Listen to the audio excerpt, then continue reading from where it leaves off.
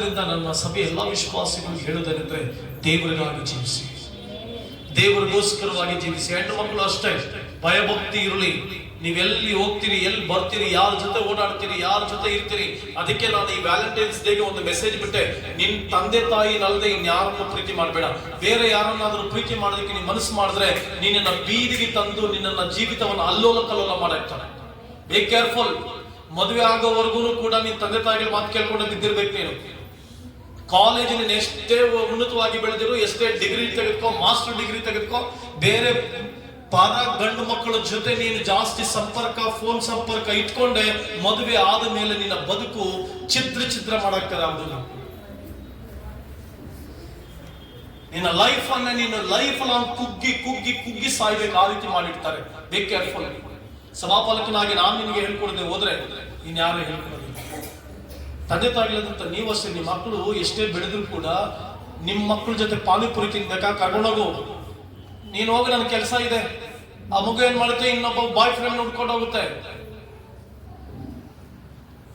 ನಿನ್ ಮಕ್ಕಳು ಏನಾದ್ರು ಬೇಕು ಅಂತ ಕೇಳ್ತಾರ, ಮದುವೆ ಆಗಿದ್ರು ಪರವಾಗಿಲ್ಲ, ನಿನ್ ಮಕ್ಕಳು ಮೊಮ್ಮಕ್ಕಳು ಆಗಿದ್ರು ಪರವಾಗಿಲ್ಲ, ನೀನ್ ಅವ್ರ ಕೈ ಹಿಡಿದು ನಡ್ಸ್ಕೊಂಡು ಹೋಗು. ಅವ್ರಿಗೆ ಚಾಕ್ಲೇಟ್ ಬೇಕಂದ್ರೆ ಬೇರೆಯವ್ರ ಜೊತೆ ಕಳಿಸ್ಬೇಡ, ನೀನು ಹೋಗು. ಅವ್ರಿಗೆ ಊಟ ಏನಾದ್ರು ಕೇಳಿದ್ರೆ ನೀನು ಹೋಗು. Go with your children. If not, somebody will come and catch their life and they will lead their life. ಯಾವನ ಇನ್ನೊಬ್ಬ ಅವರ ಲೈಫ್ ಅನ್ನ ಕ್ಯಾಚ್ ಮಾಡಿಕೊಂಡು ಅವರ ಲೈಫ್ ಅನ್ನು ಅವನು ಲೀಡ್ ಮಾಡ್ತಾನೆ. 18-20 ವರ್ಷ 22 ವರ್ಷ ಸಾಗಿದಂತ ನೀನು ಕಣ್ಣೀರಿನಲ್ಲಿ ಕೈ ತೊಳಿಬೇಕಾಗುತ್ತೆ. Be careful. ಹೆಣ್ಣು ಮಕ್ಕಳು, ಗಂಡು ಮಕ್ಕಳು ನೀವು ಅಷ್ಟೇ.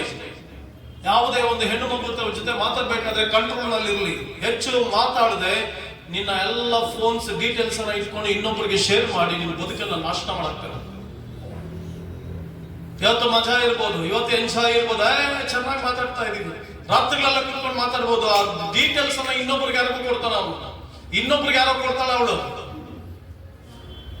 ಎಚ್ಚರಿಕೆಯಿಂದಿರೋ, ಬದುಕನ್ನ ಹಾಳು ಮಾಡ್ಕೋಬೇಡ. ಸಂತೋಷ ಪಡು, ಬದುಕನ್ನ ಎಂಜಾಯ್ ಮಾಡು. ದೇವ್ರ ವಾಕ್ಯದಲ್ಲಿ ಬಂದಿದೆ, ಸಂತೋಷ ಪಡು. ಬಟ್ ಎಲ್ಲದಕ್ಕೂ ನ್ಯಾಯ ತೀರ್ಪಿದೆ ಅನ್ನೋದನ್ನ ಯೋಚನೆ ಮಾಡಬೇಡ. ನ್ಯಾಯ ತೀರ್ಪಿದೆ ಅನ್ನೋದು ಯೋಚನೆ ಮಾಡಬೇಡ. ದೇವ್ರ ಮುಂದೆ ನಿಲ್ಲಬೇಕು ಅನ್ನೋದನ್ನ ಯೋಚನೆ ಮಾಡಬೇಡ. ಇವತ್ತು whatever you like, you live your life. You have all the freedom, but one day you should stand before God. ನಾವು ನೀನು ಒಂದು ದಿನ ದೇವರ ಮುಂದೆ ನಿಲ್ಲಬೇಕು. ಏನು ಉತ್ತರ ಕೊಡ್ತೀಯ? What your answer going to be? ಆದ್ದರಿಂದ ಕುಟುಂಬದಲ್ಲಿ ಹೆಣ್ಣು ಮಕ್ಕಳು ತಂದೆ ಆದವರು ನೀವು, ತಂದೆ ಆಗ್ಲಿಕ್ಕೆ ಇರುವಂತವ್ರು ಅಥವಾ ತಂದೆ ಈಗಾಗಲೇ ಆಗಿರುವಂತವ್ರು, ನಿಮ್ಮ ಹೆಣ್ಣು ಮಕ್ಕಳು ಏನಾದ್ರು ಕೇಳಿದ್ರೆ ಅವರ ಜೊತೆ ಇದ್ರಿ. ಗಂಡು ಮಕ್ಕಳು ಏನಾದ್ರು ಕೇಳಿದ್ರೆ ಅವ್ರ ಜೊತೆ ಇದ್ದು ಅವ್ರ ಕೈ ಹಿಡಿದು ನಡೆಸ್ಬೇಕು. ಹೋಗ್ರಿ ಅವ್ರ ಜೊತೆ ಪರವಾಗಿಲ್ಲ, ಟೈಮ್ ಪರವಾಗಿಲ್ಲ, ಎಲ್ಲೆಲ್ಲೋ ಟೈಮ್ ವೇಸ್ಟ್ ಮಾಡ್ತೀಯ, ಹೋಗಿ ನಿನ್ನ ಮಕ್ಕಳ ಜೊತೆ ಹೋಗು. ಅದಾದ್ಮೇಲೆ ನಿನ್ನ ಮಕ್ಕಳು ದಾರಿ ತರ್ತಾರೆ ಅಂತಂದ್ರೆ ಅದನ್ನ ಅನುಭವಿಸಿ. Have to be very careful. ಸಭಾಪಾಲಕನಾಗಿ, ನಿಮ್ಮ ಆತ್ಮಿಕ ತಂದೆಯಾಗಿ ವಾಕ್ಯಕ್ಕಿಂತ ಮುಂಚೆ ನಿಮಗೆ ಕೆಲವು ಸಲಹೆಗಳನ್ನ, ಕೆಲವು ವಾಕ್ಯಗಳನ್ನ, ಕೆಲವು ನಿರ್ಧಾರಗಳನ್ನ ಹೇಳ್ಕೊಡ್ಬೇಕಾಗಿದ್ದು ನನ್ನ ಕರ್ತವ್ಯ.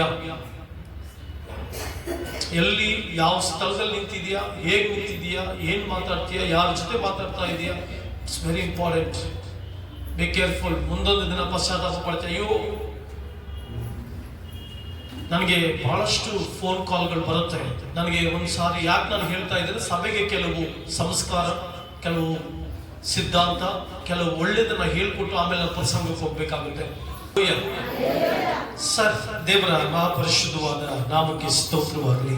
ನಾನು ಇದನ್ನ ಮಾತನಾಡುವಂತ ದೈವಿಕ ಸಂದೇಶ ಯಾಕೋಬನ ಕನಸು ಮತ್ತು ಏಣಿ. Jacobs dream and ladder. ಯಾಕೋಬನ ಕನಸು ಮತ್ತು ಏಣಿ, ಇವೆರಡು ಬಹಳ ಪ್ರಾಮುಖ್ಯ. ಪಾಶ್ರಮ ಆರಾಧನೆ ಮಾಡ್ತಿರುವಾಗ ಹೇಳಿದ್ರು ಕನಸು. ಪ್ರಿಯ ದೇವರ ಮಕ್ಕಳೇ, ಆದಿಕಾಂಡ 28ನೇ ಅಧ್ಯಾಯ 12ನೇ ವಚನವನ್ನ ಈ ವಾಕ್ಯ ದಾನಕ್ಕೆ ಆರಿಸಿಕೊಂಡಿರುವಂತ ವೇದ ಭಾಗ. ಆ ರಾತ್ರಿ ಅವನು ಕನಸು ಕಂಡನು. ಆ ಕನಸಿನಲ್ಲಿ ಒಂದು ನಿಚ್ಚಣಿಗೆ ನೆಲದ ಮೇಲೆ ನಿಂತಿದ್ದು, ಅದರ ತುದಿ ಆಕಾಶವನ್ನು ಮುಟ್ಟಿತು. ಯಾಕೋಬನು ಪ್ರಯಾಣ ಮಾಡ್ತಿದ್ದಾನೆ. ಯಾಕೋಬನು ಪ್ರಯಾಣ ಮಾಡಿಕೊಂಡು ಒಂದು ಸ್ಥಳಕ್ಕೆ ಬರ್ತಾನೆ. ರಾತ್ರಿ ಆಗುತ್ತೆ, ಸೂರ್ಯ ಮುಳುಗಿ ಹೋಗ್ತಾನೆ. ರಾತ್ರಿ ಆದಾಗ ಅಲ್ಲಿ ಮಲಗ್ತಾನೆ. ಆ ಮಲಗಿದಂತ ಸ್ಥಳವೇ ಬೆಥೇಲ್. What is the meaning of Bethel? The meaning of Bethel is the house of God. ದೇವರ ಮನೆ. ಪ್ರಿಯ ದೇವ ಜನರೇ, ಯಾಕೋಬನು ಈಸಾಕನ ಮಕ್ಕಳಲ್ಲಿ ಒಬ್ಬನು. ತನ್ನ ಯವನ ಪ್ರಾಯದವರೆಗೂ ಅಂಕುಡೊಂಕಾಗಿ ನಡೆದಂತ ಯಾಕೋಬನು, ಮೋಸತನವಾಗಿ ನಡೆದಂತ ಯಾಕೋಬನು, ಫ್ಯಾಮಿಲಿನಲ್ಲಿ ಗಲಾಟೆಗಳನ್ನು ತಂದಾಕಿದಂತ ಯೋಸೇಫನು, ಯಾಕೋಬನು, ಅಪ್ಪ ಅಮ್ಮ ಮಧ್ಯದಲ್ಲಿ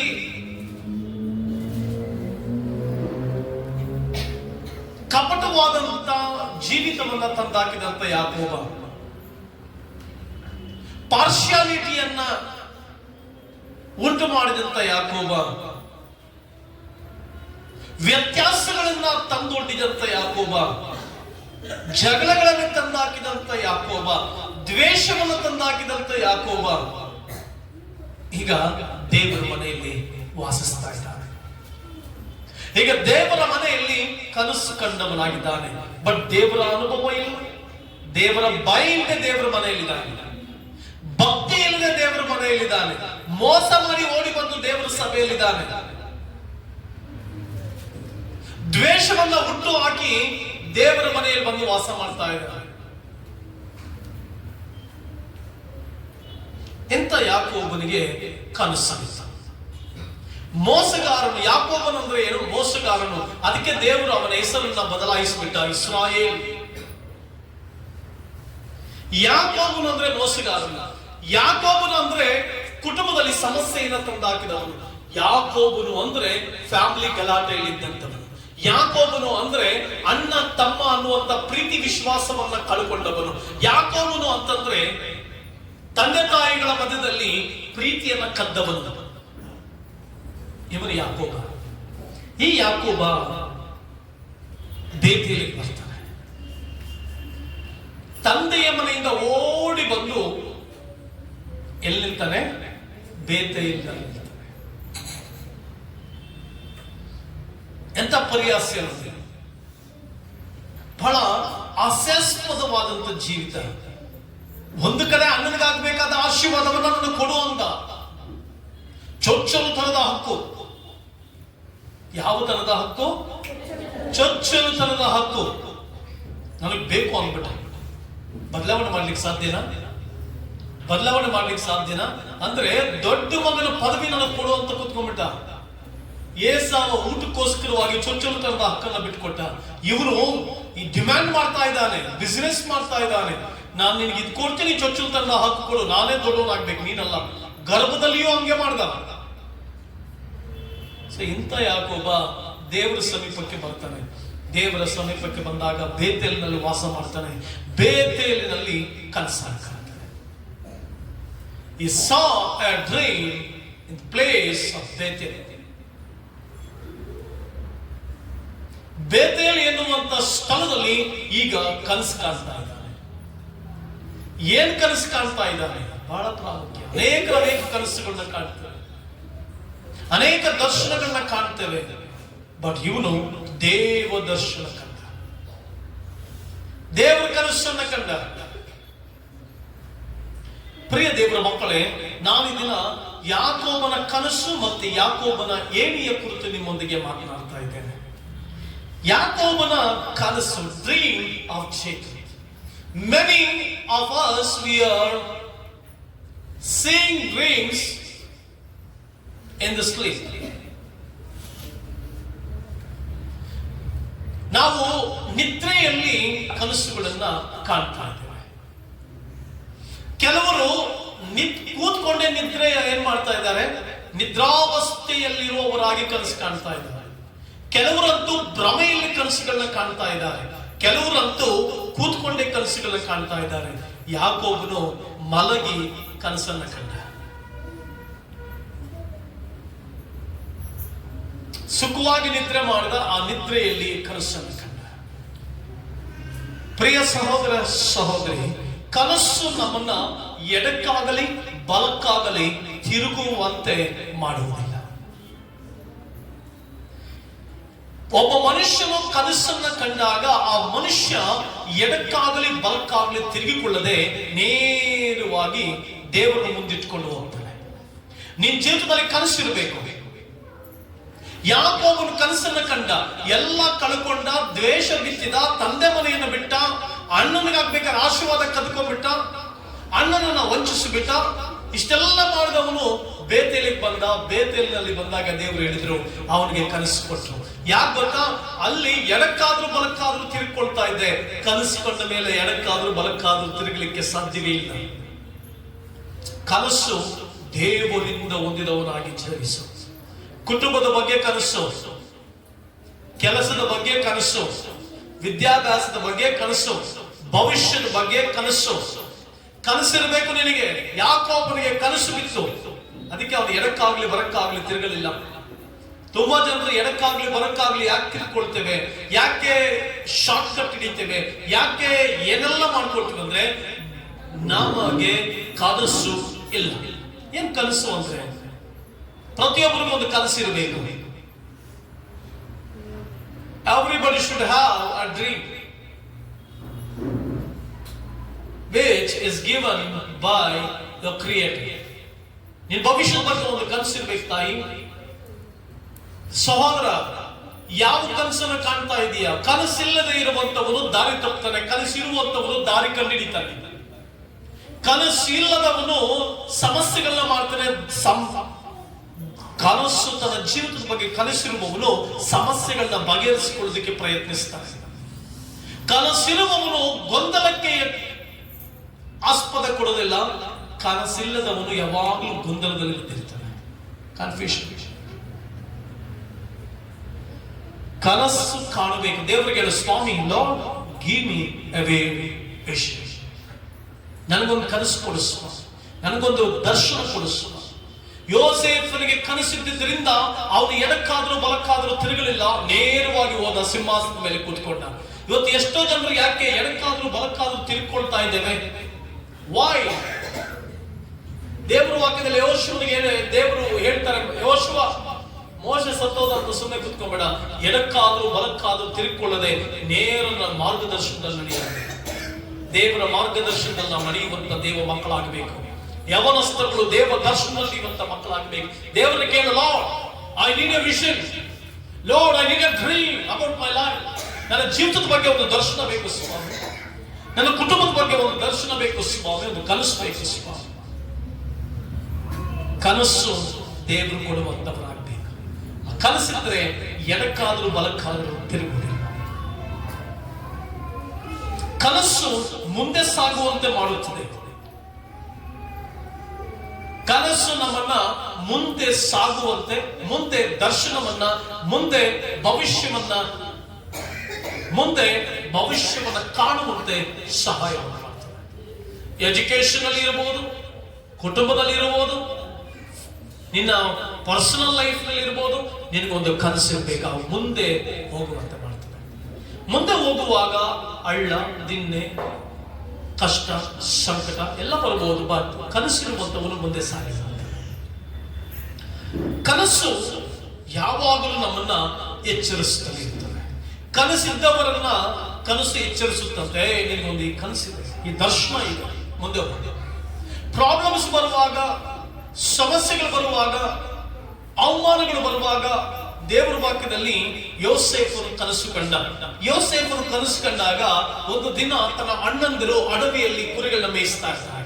ಕುರಿಗಳನ್ನ ಮೇಯಿಸ್ತಿರುವಾಗ ಈ ಯೋಸೇಫು ಬರ್ತಾನೆ. ದೂರದಿಂದ ಅಣ್ಣಂದಿರು ನೋಡಿ ಏನ್ ಹೇಳ್ತಾರೆ ಗೊತ್ತಾ? ಯೋಸೇಫನು ಬಂದ ಅಂತ ಹೇಳೋದಿಲ್ಲ, ಅಗೋ ಕನಸಿನವನು ಬಂದ ಅಂತ. ಕನಸಿದ್ದವನು ವಿಶೇಷವಾದವನು.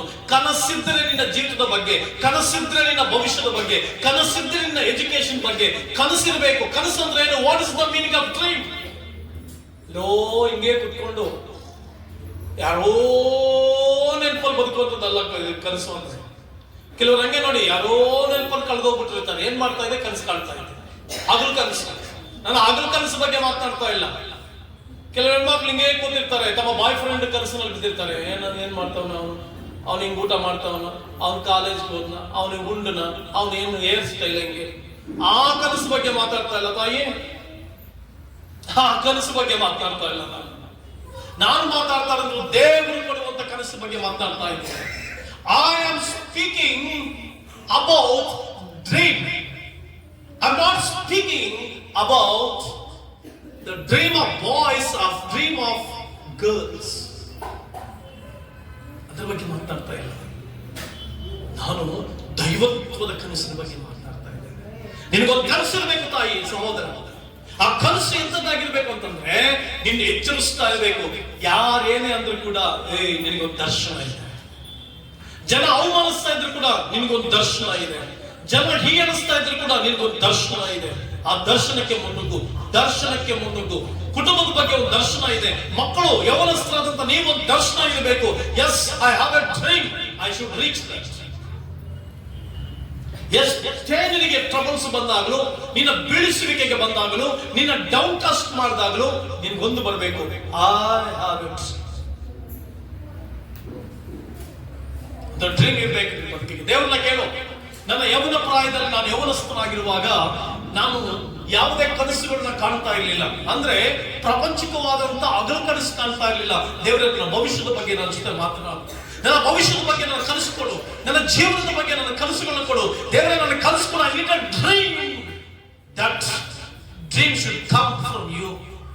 ನಿನ್ನಿಂದ ಬರುವಂತ ಕನಸು ನನಗೆ ಬೇಕು ದೇವರೇ. ನಿನ್ನಿಂದ ಬರುವಂತ ದರ್ಶನ ಬೇಕು ದೇವರೇ. ಅದಕ್ಕೆ ಇವತ್ತಿನವರೆಗೂ ದೇವರು ನನ್ನನ್ನ ನಡೆಸ್ಕೊಂಡು ಬರ್ತಾ ಇದ್ದಾರೆ.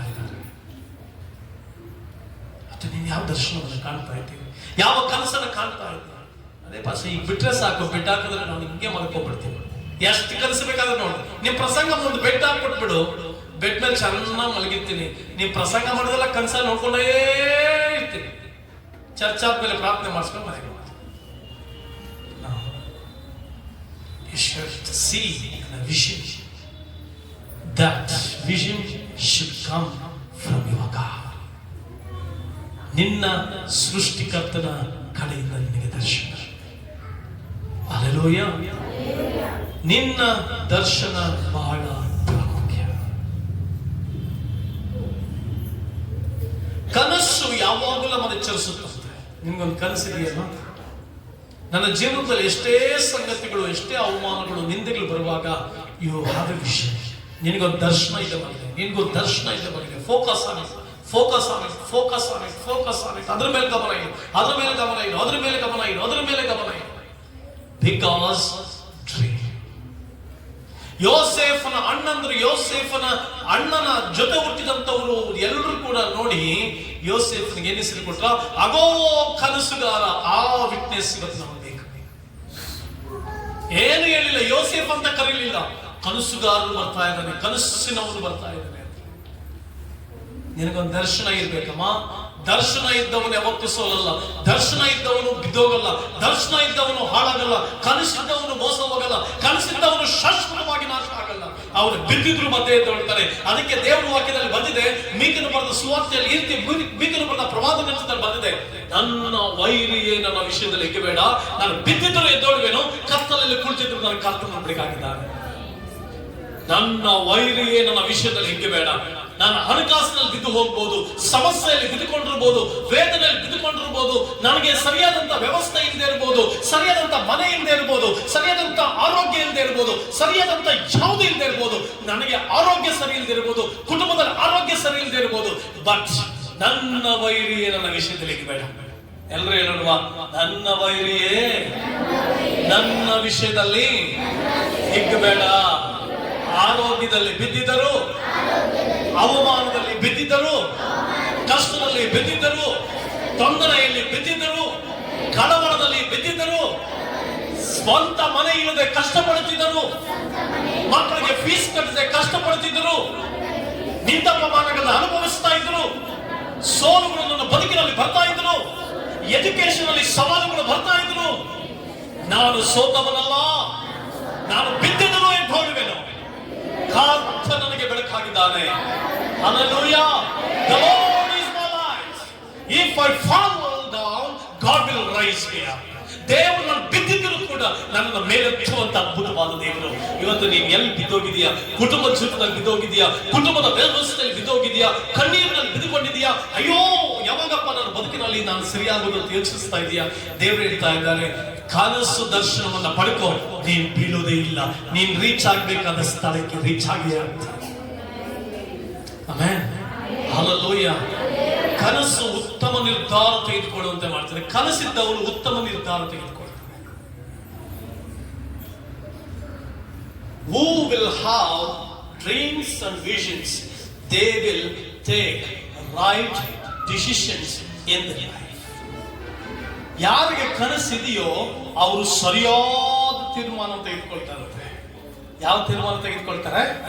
ಯಾವ ತೀರ್ಮಾನ ತೆಗೆದುಕೊಳ್ತಾರಮ್ಮ? ಸರಿಯಾದ ತೀರ್ಮಾನ. ಆದರಿಂದ ದೇವರು ಕೇಳು, ಸ್ವಾಮಿ ನನಗೆ ಕನಸು ದರ್ಶನ. ಯಾಕೋಬನು ತಪ್ಪಿ ಹೋಗಿದ್ದ. ದೇವರು ಕನಸನ್ನು ತೋರಿಸುವುದಕ್ಕಿಂತ ಮುಂಚೆ ತಪ್ಪಿ ಹೋಗ್ಬಿಟ್ಟಿದ್ದ. ಅಸ್ತವ್ಯಸ್ತವಾಗಿತ್ತಮ್ಮ. ಜೀವನ ಅಂಕುಡೊಂಕಾಗಿ ನಡೀತು. ಆಗ ಅವನಿಗೆ ಬೇತೇಲಿನಲ್ಲಿ ಕನಸುತ್ತಾಯ್ತು. ಬೇತೇಲಿನಲ್ಲಿ ಕನಸುತ್ತಾಯ್ತು. ಆದುದರಿಂದ ಅವನು ಬೇತೇಲಿನಿಂದ ಲಾಬಾನನ ಮನೆಗೆ ಬರ್ತಾನೆ. ಅಲ್ಲಿ ಲೇಳು ರಾಹೇಲು ಇರ್ತಾಳೆ.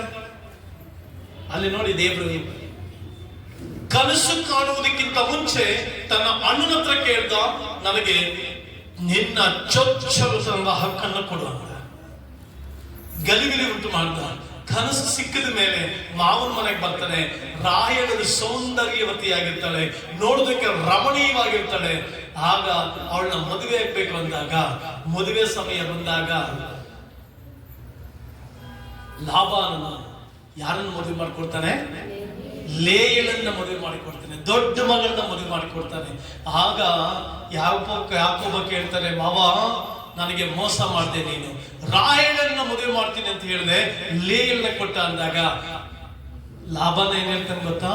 ಅಪ್ಪ ಯಾಕೋಬ, ನಮ್ಮ ಊರಿನಲ್ಲಿ ಒಂದು ಪದ್ಧತಿ ಇದೆ, ಹಿರಿ ಮಗಳು ಮದುವೆ ಆಗಿದ್ದೇನೆ, ಕಿರಿ ಮಗಳನ್ನ ಮದುವೆ ಮಾಡ್ಕೊಡೋದಿಲ್ಲ, ಫಸ್ಟ್ ಹಿರಿ ಮಗಳನ್ನೇ ಮದುವೆ ಆಗ್ಬೇಕು ಅಂತ.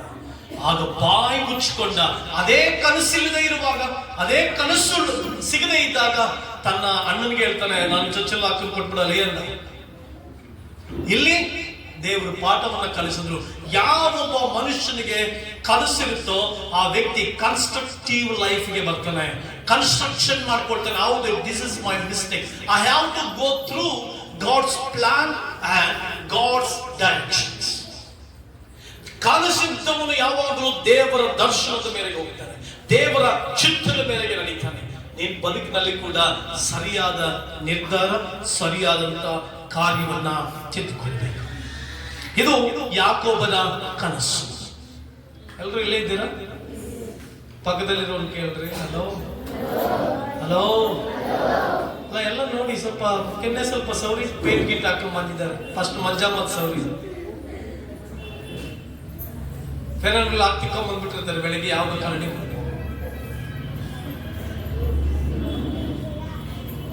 ಪ್ರಿಯ ದೇವರ ಮಕ್ಕಳೇ, ನಿಮ್ ಜೀವಿತದಲ್ಲಿ ಯಾಕೋಬನ ಕನಸು ಬಹಳ ಪ್ರಾಮುಖ್ಯ. ಯಾಕೋಬನ ಏಣಿ ಆದಿಕಾಂಡ ನಾವು ನೋಡುವಾಗ ಈ 28ನೇ ಅಧ್ಯಾಯದಲ್ಲಿ ಕನಸಿನ ಬಗ್ಗೆ ಈಗ ನಾನು ಮಾತಾಡಿದೆ. ಕನಸಿನಲ್ಲಿ ದೇವರು ಕಾಣಿಸ್ಕೊಂಡ್ರು. ಆ ಕನಸಲ್ಲಿ ಏನ್ ಗೊತ್ತಾ? ಏಣಿ ಹಾಕಲ್ಪಟ್ಟಿತ್ತಂತೆ. ಏಣಿ ಹಾಕಲ್ಪಟ್ಟಿತ್ತು. ಆ ಏಣಿ ಭೂಮಿಯಿಂದ ಆಕಾಶಕ್ಕೆ ಮುಟ್ಟಿತ್ತು. ಏನಂದ್ರೆ ಅರ್ಥ ಏನು? ಭೂಮಿಗೂ ಆಕಾಶಕ್ಕೂ ಸರಿಸಮಾನವಾದಂತ ಒಂದು ಏಣಿ ಆಗಿತ್ತಂತೆ. ದೇವದೂತರು ಹತ್ತುತ್ತಾ ಇಳಿಯುತ್ತಾ ಇದ್ರು. ಏನಿದ್ರ ಅರ್ಥ ಏನು? ಏಣಿ ladder, it shows connectivity. ಕನೆಕ್ಟಿವಿಟಿಯನ್ನು ಮಾಡುವಂತದ್ದು ತೋರಿಸ್ತೀವಿ. ಒಂದು ಮಾಳಿಗೆ ಮೇಲೆ ಹತ್ತಬೇಕಂದ್ರೆ ಏಣಿ ಇರಬೇಕು. ಆ ಮಾಳಿಗೆ ಮೇಲೆ ಏನೋ ವಸ್ತು ತೆಗೆದುಕೊಂಡು ಬರ್ಲಿಕ್ಕೆ, ಎಲ್ಲೇ ಒಂದು ಎತ್ತರವಾದ ಪ್ರದೇಶಕ್ಕೆ ಹತ್ತಬೇಕಾದ್ರೆ ಏಣಿ ಇರಬೇಕು ಹತ್ತಲಿಕ್ಕೆ. ಏಣಿ ಕನೆಕ್ಟಿವಿಟಿಯನ್ನು ತೋರಿಸ್ತದೆ. ladder, it represents connectivity. ಭೂಮಿಗೂ ಆಕಾಶಕ್ಕೂ ಕನೆಕ್ಟಿವಿಟಿ. ಆದಿಕಾಂಡ 1ನೇ ಅಧ್ಯಾಯ 1ನೇ ವಚನವನ್ನು ಓದಿ ನೋಡ್ರಿ. ಆದಿಕಾಂಡ 1ನೇ ಅಧ್ಯಾಯ 1ನೇ ವಚನ. ಆದಿಯಲ್ಲಿ ದೇವರು ಆಕಾಶವನ್ನು ಭೂಮಿಯನ್ನು ಉಂಟು ಮಾಡಿದ.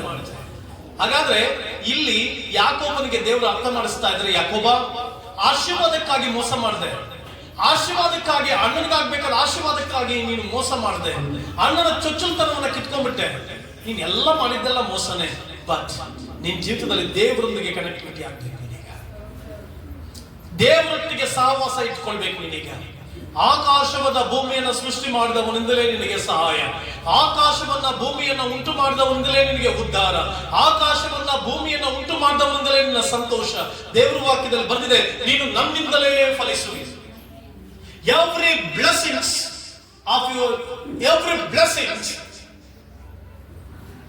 of God, it will come through God of Jesus. ಯೇಸುವೆಂಬ ದೇವರಿಂದಲೇ ಸಮಸ್ತ ಆಶೀರ್ವಾದಗಳು ಬಂದಿದೆ. ಏನೇ ಹಾಕಲ್ಪಟ್ಟಿದೆ, ದೇವದೂತರು ಇಳಿತಾ ಇದ್ರಂತೆ, ಹತ್ತಾ ಇದ್ದಾರೆ. ನೋಡಿ ಎಷ್ಟು ಸುಂದರವಾಗಿದೆ. ಅದಕ್ಕೆ ಆದಿಕಾಂಡ 1:1 ಬರೆದಿರೋದು. ಆದಿಕಾಂಡ 1:1, ದೇವರು ಆಕಾಶವನ್ನು ಭೂಮಿಯನ್ನು ಉಂಟು ಮಾಡಿದ, ಸಮಸ್ತಕ್ಕೂ ಆಧಾರ ಆತನೇ. ಭೂಲೋಕದ ಆಶೀರ್ವಾದಗಳಿಗೂ ಪರಲೋಕದ ಆಶೀರ್ವಾದಗಳಿಗೂ ಆಧಾರ ಯಾರು? ದೇವರು. ಭೂಲೋಕದ ಅಭಿವೃದ್ಧಿಗೂ ಪರಲೋಕದ ಅಭಿವೃದ್ಧಿಗೂ ಆಧಾರ ಯಾರು? ದೇವರು. ಅದಕ್ಕೆ God created heavens and the earth. ದೇವರು ಆಕಾಶವನ್ನ ಭೂಮಿಯನ್ನು ಸೃಷ್ಟಿ ಮಾಡಿದ. ಅದರ ಅರ್ಥ, ನಿನ್ನ ಎಜುಕೇಶನ್ ಅಲ್ಲಿ ನೀನು ಮುಂದುವರಿಬೇಕಾದ್ರೆ, ನೀನು ಪ್ರಯಾಸ ಪಟ್ಟು ನೀನು ಮುಂದುವರಿಬೇಕಾದ್ರೆ ಆಧಾರ ಯಾರು? ದೇವರು. ಈ ಲೋಕದಲ್ಲಿ ಉನ್ನತವಾದ ಸ್ಥಾನಕ್ಕೆ ಬರಬೇಕಾದ್ರೆ ಆಧಾರ ಯಾರು? ನೀನು ಎಜುಕೇಶನ್ ಅಲ್ಲಿ ಮುಂದುವರಿಬೇಕಾದ್ರೆ ಆಧಾರ ಯಾರು?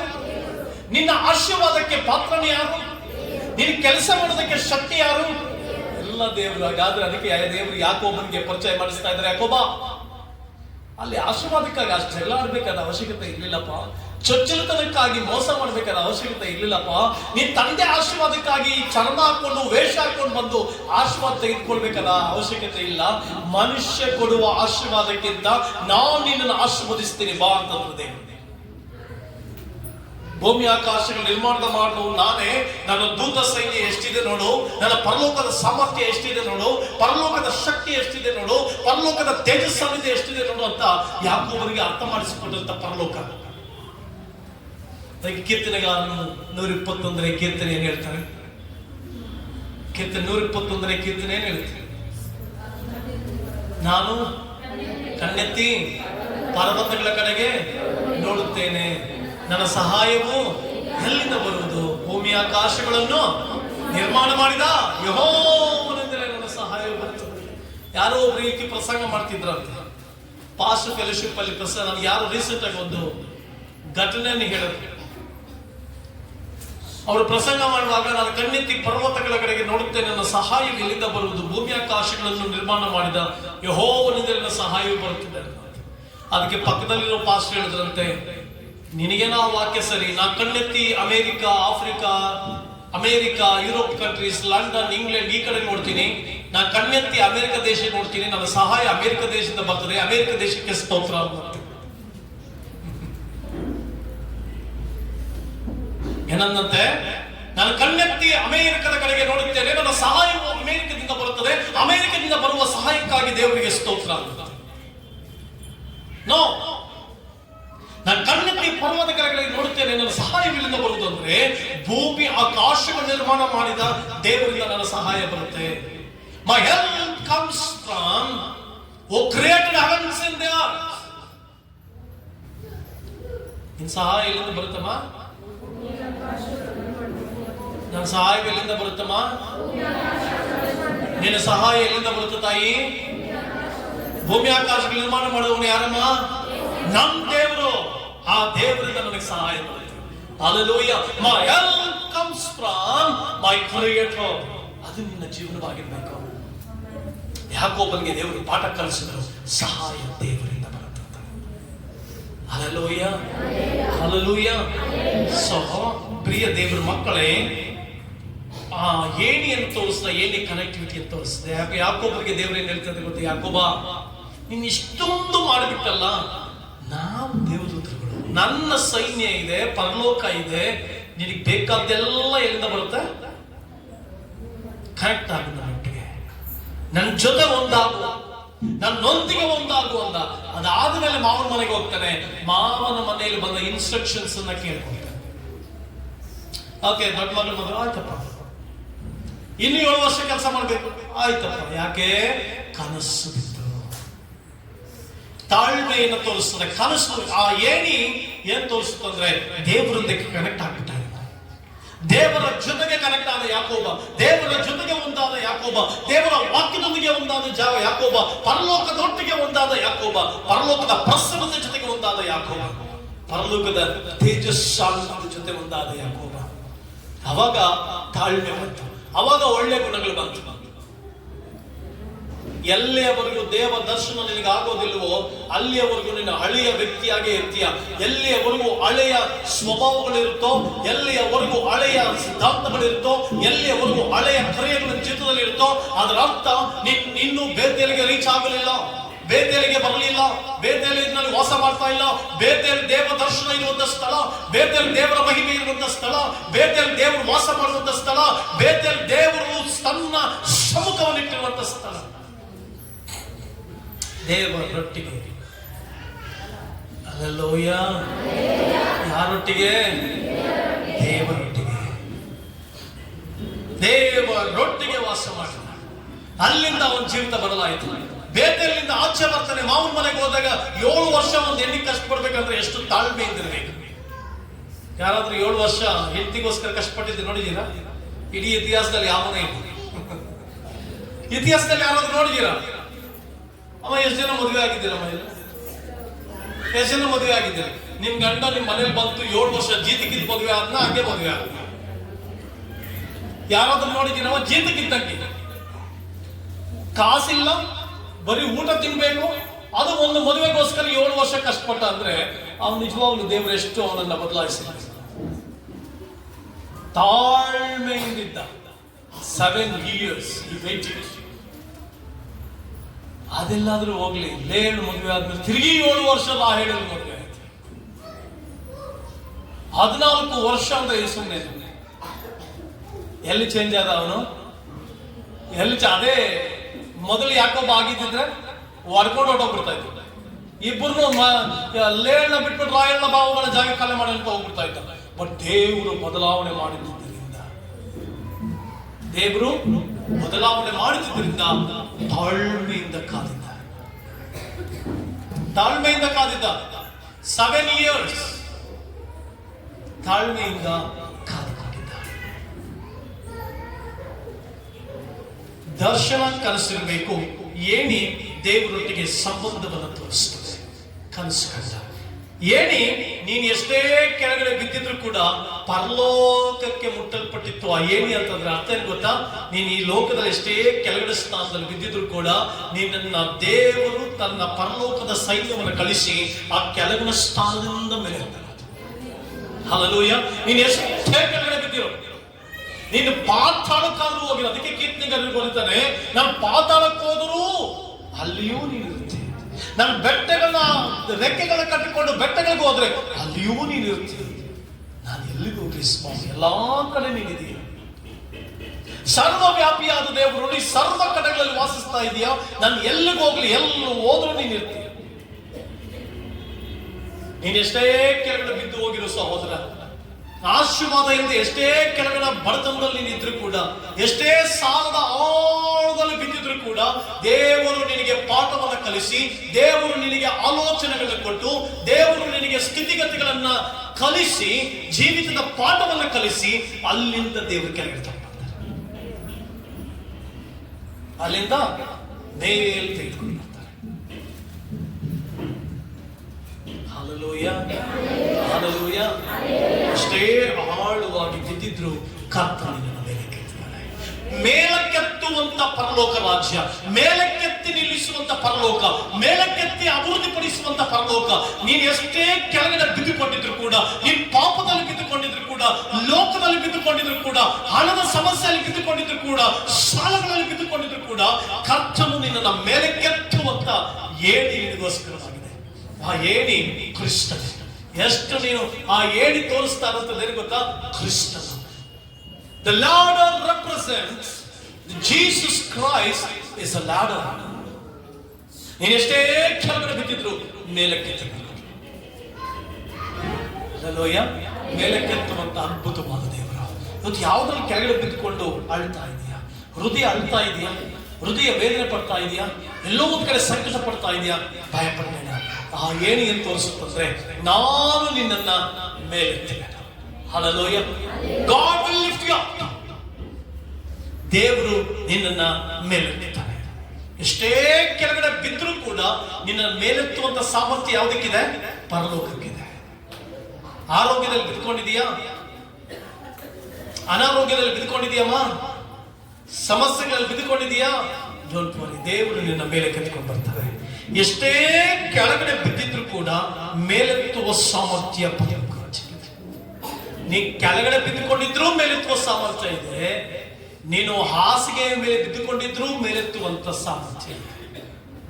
38 ವರ್ಷಗಳಿಂದ ಬೆಥೆಸ್ದಾ ಕೊಳದ ಬಳಿಯಲ್ಲಿ ಒಬ್ಬ ಮನುಷ್ಯನು ಬಿದ್ದುಕೊಂಡಿದ್ದ.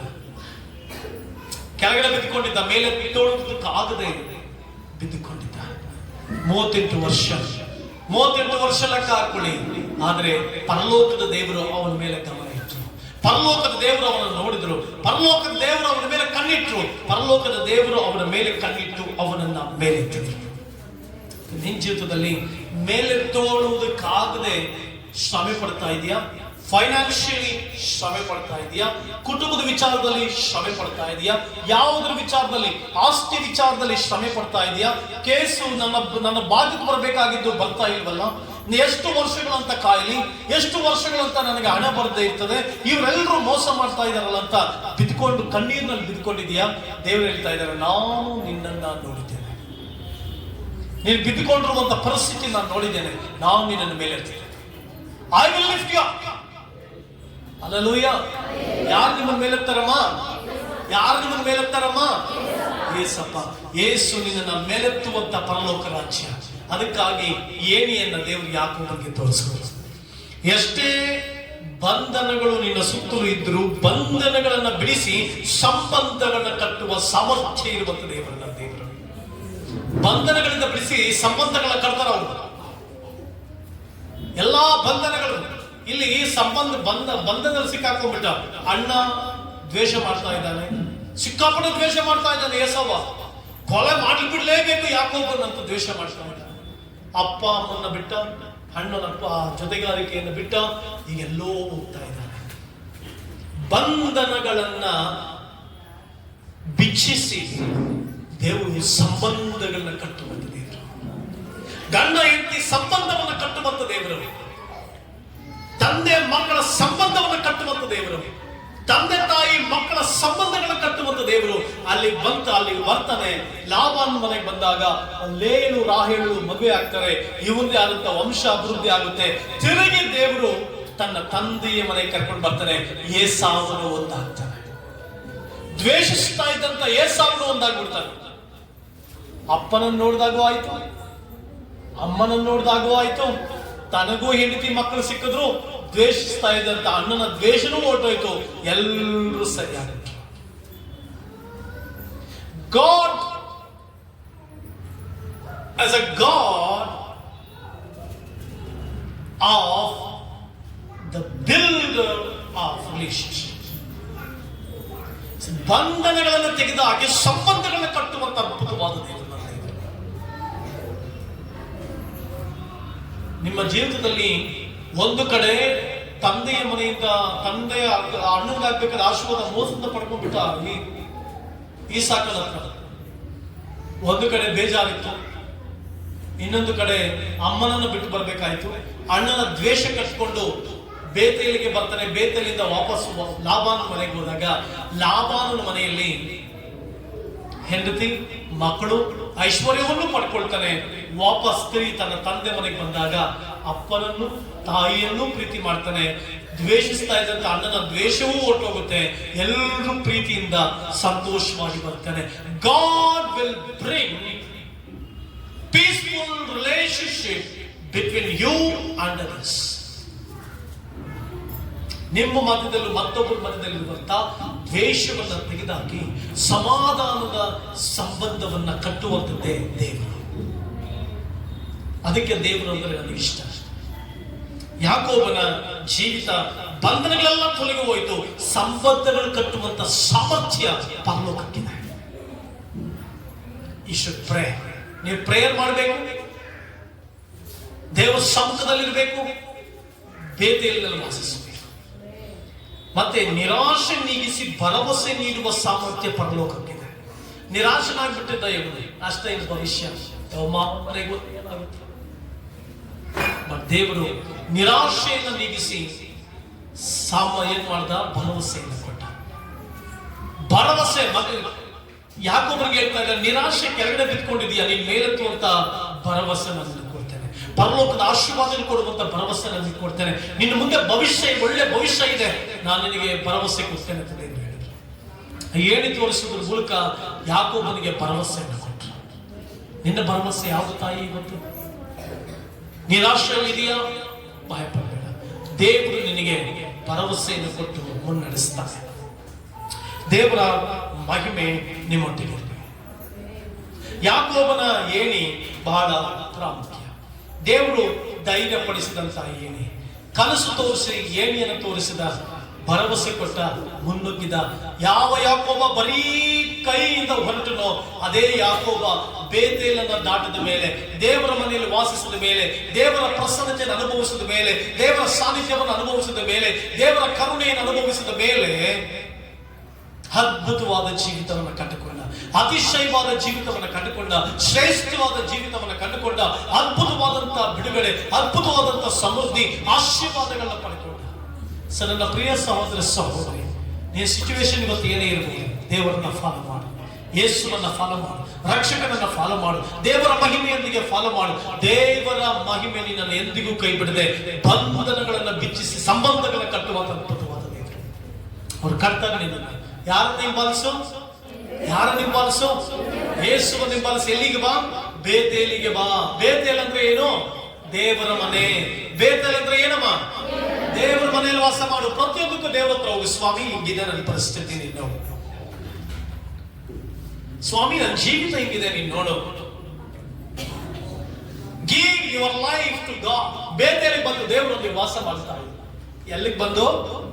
ಎಲ್ಲಿಗೆ? ಬೇತೇಲಿಗೆ ಬಂದು ಮೊಣಕಾಲು. ಬೇತೇಲಿಗೆ ಬಂದು ದೇವರ ಸಮ್ಮುಖ ನೋಡು. ಬೇತೇಲಿಗೆ ಬಂದು ದೇವರ ಪ್ರಸನ್ನತೆಯನ್ನು ನೋಡು. ಬೇತೇಲಿಗೆ ಬಂದು ದೇವರ ಸಮ್ಮುಖದಲ್ಲಿ, ದೇವರ ಹಸ್ತದಲ್ಲಿರು. ಬೇತೇಲಿನಲ್ಲಿ ದೇವರು ನಿನ್ನ ಸಂಧಿಸ್ತಾರೆ. ಬೇತೇಲಿನಲ್ಲಿ ದೇವರು ನಿನ್ನ ಸಂಧಿಸಿದ ಮೇಲೆ ನಿನಗೆ ಬೇಕಾದೆಲ್ಲವನ್ನು ಒದಗಿಸಿಕೊಡ್ತಾರೆ. ಯಾವ ವಿಷಯದಲ್ಲಿ ಚಿಂತಿಸ್ತಾ ಇದೆ? ಅಯ್ಯೋ, ವಯಸ್ಸಾಗ್ತಾ ಇದೆ, ಬಿಳಿ ಕೂದಲು ಜಾಸ್ತಿ ಆಗ್ತಾ ಇದೆ, ಸತ್ತೋಗ್ಬಿಟ್ರೆ ಅದಕ್ಕೆ ಮನೇಲಿ ಗಲಾಟೆ ಜಾಸ್ತಿ. ವಯಸ್ಸಾಗ್ತಾ ಇದೆ, ಮಕ್ಕಳಿಗೆ ಏನು ಮಾಡಿಲ್ಲ. ವಯಸ್ಸಾಗ್ತಾ ಇದೆ, ಮಗಳಿಗೆ ದುಡ್ಡು ಎಟ್ಟಿದ್ದಿಲ್ಲ. ವಯಸ್ಸಾಗ್ತಾ ಇದೆ, ಮನೆ ಕಟ್ಟಲಿಲ್ಲ. ವಯಸ್ಸಾಗ್ತಾ ಇದೆ, ಇನ್ನು ಬ್ಯಾಂಕಲ್ಲಿ ಏನಿಟ್ಟಿಲ್ಲ. ವಯಸ್ಸಾಗ್ತಾ ಇದೆ, ಇನ್ನು ಒಡವೆಗಳು ತೆಗಿಲ್ಲ. ವಯಸ್ಸಾಗ್ತಾ ಇದೆ, ಗಂಡು ಮಕ್ಕಳಿದ್ದಾರೆ, ಮನೆ ಕಟ್ಟಲಿಲ್ಲ. ಬೇತೇಲಿನಲ್ಲಿ ತಾಯಿ, ಬೇತೇಲಿನಲ್ಲಿ ಇಲ್ಲದೆ ಹೋದ್ರೆ ಯಾಕೋಬಂತಾರೆ ಯಾವಾಗಲೂ ಯಾರ ಜೊತೆ ಜಗಳಾಡ್ಬೇಕು? ಇವತ್ತು ಬೇತೇಲ್ ಬೇಕಾಗಿಲ್ಲ. ಬೇತೇಲಲ್ಲಿರೋ ನೀವು ಪ್ರಾರ್ಥನೆ ಮಾಡದೆ ಹೋದ್ರು ದೇವ್ರು ಕೊಡ್ತಾನೆ. ಯಾಕಂದ್ರೆ ಕನಸಿದ್ದವನು, ದರ್ಶನ ಇದ್ದವನು ಕನಸಿನಲ್ಲಿ ಇಲ್ಲೇ ನಿಂತ್ಕೊಳ್ತಾನೆ. Hallelujah, hallelujah. ಮದುವೆ ವಯಸ್ಸು ಬಂದು ಇನ್ನು ಒಡವೆ ತೆಗ್ದಿಲ್ಲ. ಮದುವೆ ವಯಸ್ಸು ಬಂತು, ಮನೆ ಕಟ್ಟಲಿಲ್ಲ. ಮಕ್ಕಳು ದೊಡ್ಡವರು ಆಗ್ತಾರೆ, ಮೀಸೆ ಬರ್ತಾ ಇದೆ, ಮೀಸೆ ಬರ್ತಾ ಇದೆ, ಮೀಸೆ ಬೋಳಿಸಿ. ಹೆಣ್ಮಕ್ಳು ದೊಡ್ಡವರು ಆಗ್ತಾ ಇದ್ದಾರೆ, ಆಗ್ಲಿ. ತಕ್ಕ ಸಮಯದಲ್ಲಿ ಬಂದೇ ಬರುತ್ತೆ. ತಕ್ಕ ಸಮಯದಲ್ಲಿ ಬಂದೇ ಬರುತ್ತೆ. ಹಲ್ಲೆಲೂಯ. ತಕ್ಕ ಸಮಯದಲ್ಲಿ ಬರಬೇಕಾದದ್ದು ಬಂದೇ ಬರುತ್ತೆ. ಬದಲಾಗಬೇಕಾದವರನ್ನ ದೇವರು ಬದಲಾವಣೆ ಮಾಡೇ ಮಾಡ್ತಾರೆ. ಆಶೀರ್ವಾದ ತರಬೇಕಾಗಿದ್ದು ಆಶೀರ್ವಾದ ತಂದೇ ತರ್ತಾರೆ. ಶಪಿಸುವವರನ್ನೇ ಆಶೀರ್ವಾದಿಗಳಾಗಿ ಮಾರ್ಪಡಿಸ್ತಾರೆ ದೇವರು. ಯಾಕೆ? ಯೋಬನನ್ನ ಶಪಿಸಿದಂತ ಹೆಂಡತಿ ತಿರುಗಿ 7 ಜನ ಮಕ್ಕಳನ್ನ ಹೇಳ್ತಾಳೆ. ತಿರುಗಿ ಬೆಳ್ಳಿ ಬಂಗಾರ ವಾಪಸ್ ಬರುತ್ತೆ, ತಿರುಗಿ ಆಶೀರ್ವಾದ ವಾಪಸ್ ಬರುತ್ತೆ, ತಿರುಗಿ ಜನರೆಲ್ಲರೂ ಬಂದು ಆಶೀರ್ವಾದ ಮಾಡ್ತಾರೆ. ಮಾ, ಎಲ್ಲಿಗೆ ಬರ್ಬೇಕು ನೀನು? ಎಲ್ಲಿಗೆ ತಾಯಿ? ಬೇತೇಲಿಗೆ. ನಿನ್ ಮಕ್ಕಳನ್ನ ಎಲ್ಲಿಗೆ ನಡ್ಸಮ್ಮ? ಬೇತೇಲ್ ಅಂದ್ರೆ ಯಾವುದು? ದೇವರ ಮನೆ. ದೇವರ ಮನೆಯಲ್ಲಿರುವುದಕ್ಕೆ ಎಲ್ಲರನ್ನು ಪ್ರೇರೇಪಿಸಿ. ಮಕ್ಕಳು ದೇವರ ಮನೆಯಲ್ಲಿರುವ ಹಾಗೆ ನೋಡ್ಕೊಳ್ಳಿ. ನಿನ್ನ ಗಂಡ ದೇವರ ಮನೆಯಲ್ಲಿರುವ ಹಾಗೆ ನೋಡ್ಕೋ. ಹೆಂಡತಿ ಆದಂತ ನೀನು ದೇವರ ಮನೆಯಲ್ಲಿರು. ನಿನ್ನ ಗಂಡನ್ನು ಕೂಡ ಹೇಳಿಕೊಂಡು ಬಂದು ಕೂರಿಸ್ಕೋ. ಅಯ್ಯೋ ಬಾಪ, ದೇವ್ರ ಮನೆಯಲ್ಲಿ ಬಿಡೋಣ. ಬೆಳಿಗ್ಗೆ ನಿನ್ ಗಂಡ ಕೆಲ್ಸಕ್ಕೆ ಹೋಗೋದಕ್ಕಿಂತ ಮುಂಚೆ 5 ಜಾಸ್ತಿ ಹೊತ್ತು ಬೇಡ. ಸಾಮಾನ್ಯ ಗಂಡಸರೆಲ್ಲರೂ ರಾಕೆಟ್ ಅಲ್ಲಿ ಬಂದಿರ್ತಾರೆ. ಪುರುಷರೆಲ್ಲ ಹೆಂಗ್ ಬಂದಿರ್ತೀವಿ ಹೇಳಿ? ರಾಕೆಟ್ ನಲ್ಲಿ. ಬೆಳಗ್ಗೆ ಎದ್ದ ತಕ್ಷಣ ಮತ್ತೆ ಕಾಪಿ ಮಾಡ್ದ ರಾಕೆಟ್ ಅಲ್ಲಿ ರಕ್ಷಣೆ ಹೊಂದಿರ್ಲಿ, ರಕ್ಷಣೆ ಹೊಂದಿದೆ ಹೋಗಿರ್ಲಿ. ನಿನ್ ಗಂಡ ರಕ್ಷಣೆ ಹೋದ್ರು ಪರವಾಗಿಲ್ಲ, ಹೊಂದಿದ್ರು ಪರವಾಗಿಲ್ಲ. ನಿನ್ ಗಂಡ ಮನೆಯಿಂದ ಆಚೆ ಹೋಗೋದಕ್ಕಿಂತ ಮುಂಚೆ ಕರೆಸಿ ಕೈ ಇಟ್ಕೊಂಡು 1 ನಿಮಿಷ ಪ್ರೇಯರ್ ಮಾಡ್ತೀನಿ. ಎಷ್ಟು ಜನ ಮಾಡ್ತೀರಮ್ಮ? ಎಷ್ಟು ಜನ ಮಾಡ್ತೀರ? ಗಂಡ ಕೆಲಸಕ್ಕೆ ಆಚೆ ಮನೆಯಿಂದ ಆಚೆ ಹೋಗೋದಕ್ಕಿಂತ ಮುಂಚೆ ಗಂಡನ ಕೈ ಹಿಡಿದು 1 ನಿಮಿಷ ಪ್ರಾರ್ಥನೆ ಮಾಡಿ ಕಳಿಸ್ತೀನಿ. ಎಷ್ಟು ಜನ ಇದ್ದೀರಮ್ಮ ಇಲ್ಲಿ? How many of you here? ಎಷ್ಟು ಜನರು ಇದ್ದೀರಿ? ಎಷ್ಟು ಜನ ನಿನ್ ಮಕ್ಕಳು ಸ್ಕೂಲ್ಗೆ ಹೋಗೋದಕ್ಕಿಂತ ಮುಂಚೆ, ಕಾಲೇಜ್ಗೆ ಹೋಗೋದಕ್ಕಿಂತ ಮುಂಚೆ ಅವ್ರ ಕೈ ಇಟ್ಕೊಂಡು ಪ್ರಾರ್ಥನೆ ಮಾಡಿ ಎಷ್ಟು ಜನ ಕಳಿಸ್ತಾ ಇದ್ದಾರೆ? ಎಷ್ಟು ಜನಮ್ಮ? ನಿನ್ನ ಗಂಡ ಮನೆಯಿಂದ ಬಾಗಿಲಿಂದ ಆಚೆ ಹೋಗೋದಕ್ಕಿಂತ ಮುಂಚೆ ಎಷ್ಟೇ ಬಿಸಿ ಇರ್ಲಿರಪ್ಪ, ಯಜಮಾನ ಪ್ರೇಯರ್ 2 ನಿಮಿಷ ಇರೋ ಪ್ರಾರ್ಥನೆ ಮಾಡಿ ಕಳಿಸ್ತೀನಿ. ಆತರ ಕೈ ಇಟ್ಕೊಂಡು ದೇವರ ಗಂಡನ ಕೈಯನ್ನು ಆಶೀರ್ವಾದ ಮಾಡಿ ಆಚೆ ಹೋಗ್ತಾ ಇದ್ದ ಸಮೃದ್ಧಿಯಾಗಿ ಬರಲಿ, ಆಶೀರ್ವಾದಕರವಾಗಿ ಬರಲಿ, ಅಭಿವೃದ್ಧಿಯಾಗಿ ಬರಲಿ, ಹೆಚ್ಚು ಆದಾಯದಿಂದ ಮನೆಗೆ ವಾಪಸ್ ಬರಲಿ, ಹೆಚ್ಚು ಆದಾಯದಿಂದ ಮನೆಗೆ ವಾಪಸ್ ಬರಲಿ. ನನಗೂ ಸ್ವಲ್ಪ ಪಾಕೆಟ್ ಸ್ವಲ್ಪ ಹಾಕೋಂಗೆ ಆಶೀರ್ವಾದ ಮಾಡಪ್ಪ. ಅವಾಗ ಏನ್ ಮಾಡ್ತೇನೆ, ಸಾಯಂಕಾಲ ಬಂದಾಗ ಅಟ್ಲೀಸ್ಟ್ ನಿಮ್ಗೂ ಒಂದು ಸ್ವಲ್ಪ ಸಿಗುತ್ತೆ. ಮನೆಯಿಂದ ಆಚೆ ಬಂದಾಗ ಮನೆಗೆ ಕರ್ಸ್ಕೊಂಡು ದೇವ್ರು ನಿನ್ನ ಆಶೀರ್ವಾದ ಮಾಡಲಿ, ದೇವ್ರು ನಿನ್ನ ಆಶೀರ್ವದಿಸಲಿ. ನಾವ್ ಹಂಗಲ್ಲ, ಬೆಳಗ್ಗೆ ಕಳಿಸಿದಾಗ್ಲೂ ರಾದಂತ, ಮನೆಗೆ ಬಂದಾಗ್ಲೂ ರಾದಂತ ಅಭಿವೃದ್ಧಿ ಇಲ್ಲ. ಆಮೇಲೆ ಹೇಳ್ತೀವಿ ಕೈಗೆ ಬಂದಿದ್ದು ಬಾಯಿ ಬರ್ತಾ ಇಲ್ಲ, ಏನ್ ಇಷ್ಟು ದುಡಿತಾ ಇದೀವಿ ಮೇಲ್ ಬರ್ತಾ ಇಲ್ಲ, ಇಷ್ಟೊಂದು ಸಂಪಾದನೆ ಮಾಡ್ತಾ ಇದೀವಿ ಏನು ಅಭಿವೃದ್ಧಿ ಆಗ್ತಾ ಇಲ್ಲ. ಏನ್ ಯಾವಾಗ್ಲೂ ಕುತ್ಕೊಂಡು ಅಲ್ಲೇಲುಯ್ಯ ಅಲ್ಲೇಲುಯ್ಯ ಅಂದಿದ್ದು ನೀನ್ ರಾತ್ರಿ ಕುತ್ಕೊಂಡು ಅಂದಿದ್ದು ನನಗೆ ಕೋಪ ಬರ್ತಾನೇ ಇದೆ. ಬೆಳಗ್ಗೆ ನಿನ್ನ ಪುರುಷನು, ನಿನ್ನ ಗಂಡ ಮನೆ ಬಿಟ್ಟು ಹೋಗುವಾಗ ಕೈ ಹಿಡಿದು ದೇವರೇ ನನ್ನ ಗಂಡನನ್ನ ಅಭಿವೃದ್ಧಿಪಡಿಸಿ ಆಶೀರ್ವಾದದಿಂದ ಕರ್ಕೊಂಡು ಬಾ. ರಾತ್ರಿ ನಿನ್ ಗಂಡ ಮನೆಗೆ ಬಂದಾಗ ಶಲೋಮ್, ಸಮಾಧಾನ ನಿನ್ನೊಟ್ಟಿಗಿರ್ಲಿ, ಆಶೀರ್ವಾದ ನಿನ್ನೊಟ್ಟಿಗಿರ್ಲಿ ಅಂತ ಹೇಳಿ ತಿರುಗಿ ಕೈ ಹಿಡಿದು ದೇವರೇ ನನ್ನ ಗಂಡನ ಇವತ್ತೆಲ್ಲ ನಡೆಸೋದಕ್ಕಾಗಿ ನಿನಗೆ ಸ್ತೋತ್ರ ಅಂತ ಹೇಳು. 1 ದಿನ 2 ದಿನ ನೋಡು, 3 ದಿನ ನೋಡು, ನೀನು ಹೇಗೆ ಅಭಿವೃದ್ಧಿ ಆಗ್ತಿ ಅಂದ್ರೆ, ಅಷ್ಟು ಅತಿಶಯವಾಗಿ ಅಭಿವೃದ್ಧಿ ಆಗ್ತಿ ಅಂದ್ರೆ ನಿನ್ನ ಹಾಗೆ ಯಾರೇ ಇರಲ್ಲ. ಅಷ್ಟು ಮಟ್ಟಿಗೆ ಆಶೀರ್ವದಿಸ. ಬೇತೇಲಿನಲ್ಲಿ ವಾಸ. ಎಲ್ಲಿ ವಾಸ ಮಾಡು?